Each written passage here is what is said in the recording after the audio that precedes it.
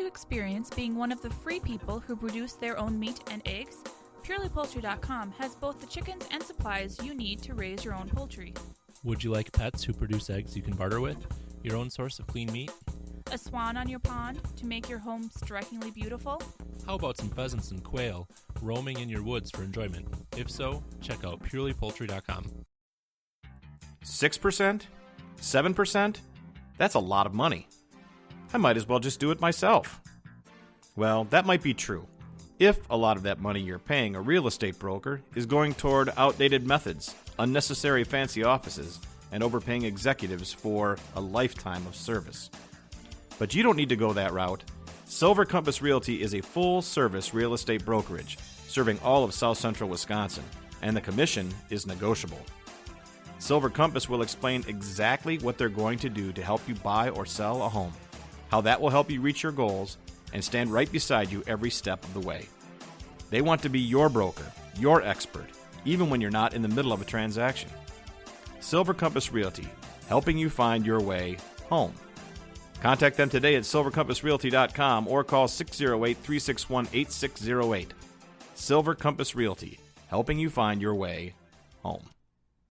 Burger House 41 is open at 1860 West Mason in Green Bay. You're invited to indulge in one of life's simplest pleasures, a great burger. We're grilling up 15 fresh signature burgers and have over 30 craft beers for the perfect pairing. Experience Wisconsin's best flavors, including white cheddar cheese curds, a variety of specialty sandwiches, milkshakes, and gourmet frozen custard. Burger House 41 at 1860 West Mason is open at 11 a.m. daily. Taste Wisconsin. Taste amazing.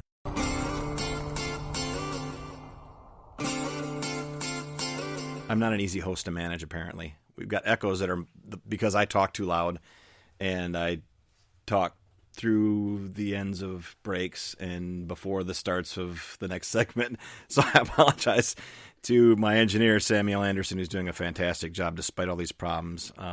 So thanks very much to Samuel. We're back.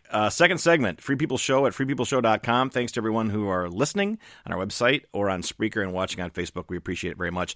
And thanks again to Scott Noble for dropping in virtually from his car. I think he was in about Greenfield on his way back home. He was out of state, so it wasn't easy to get him on, but I am committed, as is he, to having a dialogue about the future of the Libertarian Party of Wisconsin.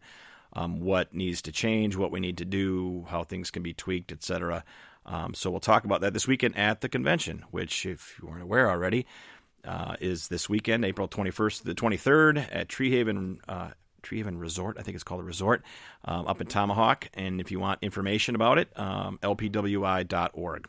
So just a brief little spiel I'm going to give, not in response to Scott, but just to point out a couple of things. As I mentioned in a letter that I released yesterday, I am running for chair, and I announced back in December. This time around, I've been a lot more involved in the inner workings of the executive committee and the party, mainly because I've been a member for longer and have served as, among other things, affiliate chair, vice chair, and now acting chair, and had an opportunity to work with just about everybody who's involved, like really working involved in the Libertarian Party of Wisconsin, and have a pretty good view of what needs to be done. So I'll lay it out briefly. I'm not going to go through the whole letter that I posted, but I agree with Scott on the issues that he brought up. There are many more issues that libertarians need to address, both locally, state, and federal, and that's not really what this show is about. But I'll tell you that I think there's 4 things we need to really concentrate on during the next 2 years. Number one, we need to grow our membership. And the way to do that is to make sure that when we meet people that we're gathering information about them, that we're having sign-up sheets at farmers markets and at booths at county fairs where people touch us on Facebook or Twitter or wherever. If they have inquiries about things, that we're capturing that, pointing them right towards our local affiliate, making sure that we have information about them, not in a creepy way, of course, fellow libertarians, but in a way so that we can keep them engaged. There's some reason that they reached out and touched us, and we need to find out if that's an enduring thing and get them involved. Number 2, we need to do more fundraising.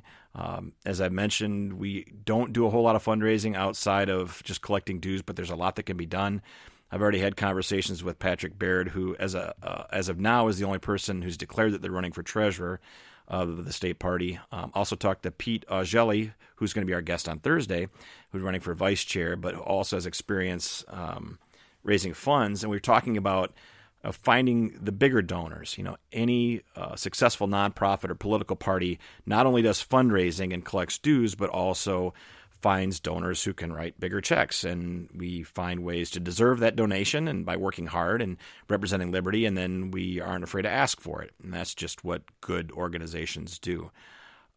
We also need to grow in our organization, and that is already being done, thankfully, and that needs to grow, and we need to help them be involved in their local events, help them know how to be at county fairs and parades, and how to reach out and do, small-scale membership drives, events, those sorts of things.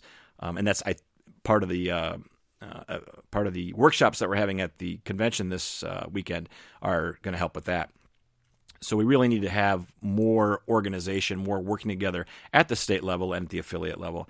And last of all, we need to grow in visibility. And that's one of the things that Scott mentioned, and I agree with. And although I haven't done a ton of reaching out directly from me as a source of media response and content over the last few months, I really haven't felt like that was, I wasn't elected to acting chair. I wasn't elected to vice chair. I was appointed by the executive committee because somebody else stepped down. So believe me, if you all are familiar with how I ran the Senate campaign, there was a constant, to some people even annoying, stream of content coming out of my computer about a variety of issues, both timely and enduring. And if you elect me as the state chair, I will consider that a mandate to continue to do that. And of course, I will, as chair, stay away from things that the entire state party does not agree with. But those things that we do, which is most issues, when it comes time to address something that Scott Walker's done or the state Democrats have done or the federal government's done, whatever it might be, that I'll be ready to pull the trigger on a press release, to have content ready, to address it right away, to be a source of content, as well as being able to respond and encouraging the press to contact us about various issues as they come up. So that's my goal and vision for the Libertarian Party of Wisconsin the next 2 years. So we'll talk more about that Friday night and into Saturday.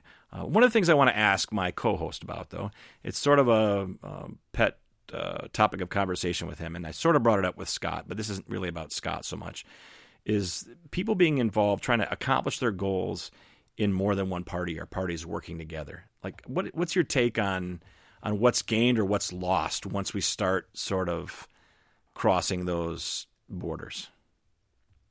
I would say part of it is issue by issue.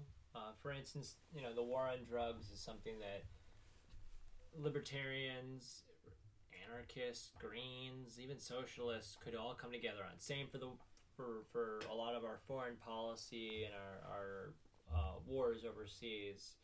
I see the strongest possibility be that the Green Party and the Libertarian Party could work together on a lot of issues. I know I've talked to a lot of different socialists, and it seems like a lot of socialists that I've talked to are completely uninterested in working with anybody that is capitalist.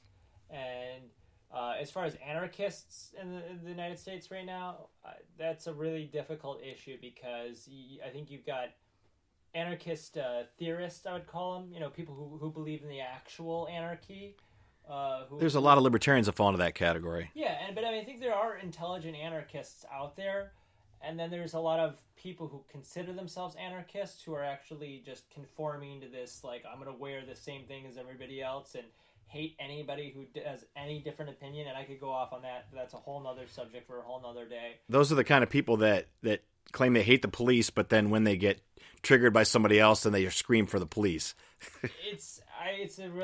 I'm just very confused by a lot of stuff going on right now. But I would definitely say that the Green Party and the Libertarian Party could work together on some issues. And I think, first of all, I think both of them have a mutual interest in getting third and fourth party candidates into the debates. It's like, as libertarians, I think we want libertarians and we want the Green Party to have the same accessibility to the elections. I think we all would want to see Gary Johnson and Jill Stein in that debate, and I think the Green Party would also want us, the Libertarian Party, to have access to that debate. And I think there's a lot of stuff as far as the elections go that we both want to see differently. I agree. I wonder if they're more afraid, speaking for Jill Stein in particular. I know that there was some issues about her cooperating with ballot access or wanting to be on the same stage as Gary or whatever. I think that they legitimately see the numbers of people newly identifying as libertarians and think that maybe it's the libertarian strategy to get help from the Greens or the socialists, but then the libertarians are the ones who are going to benefit because we're growing and they're really not. Either that or it falls back on this this sort of phenomenon that we've talked about before where people want to identify as something, but just as much and sometimes more they want to identify as not something else. So the idea of identifying as a socialist is, sort of part and parcel with saying, I'm not a capitalist, or, you know what I mean? Or saying that I'm a Democrat is saying I'm not a Republican, as opposed to having some sort of philosophy or, real coherent platform to like really believe in and be positive about. It's more often about like, oh, that teabagger Scott Walker or those libtard, Bernie Sanders followers or whatever it might be.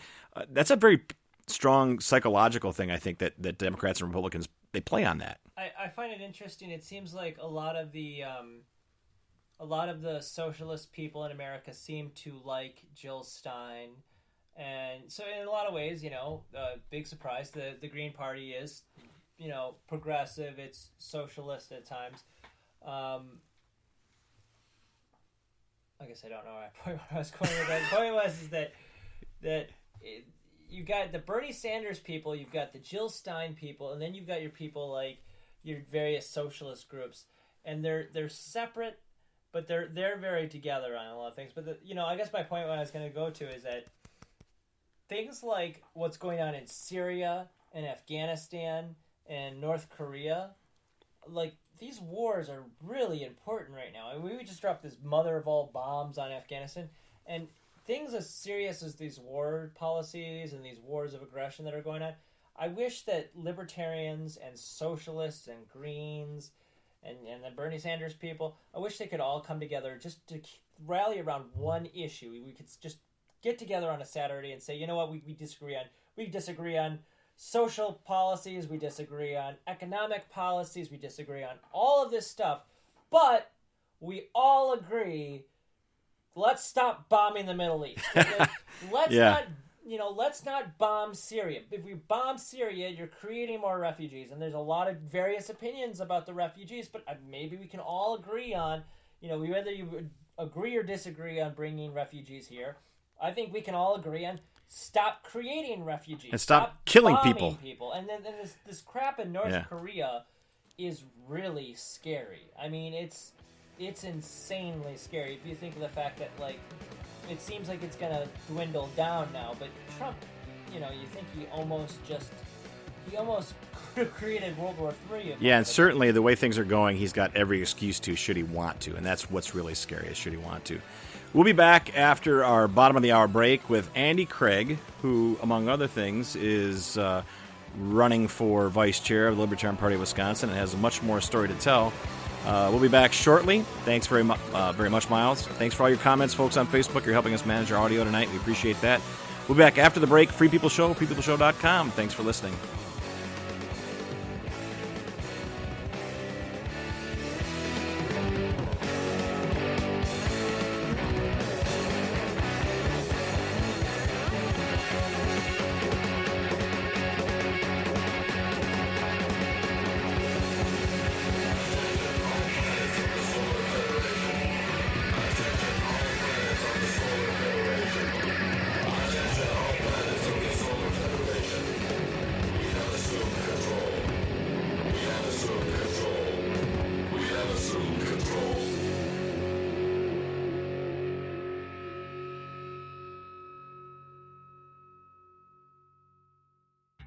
$6%?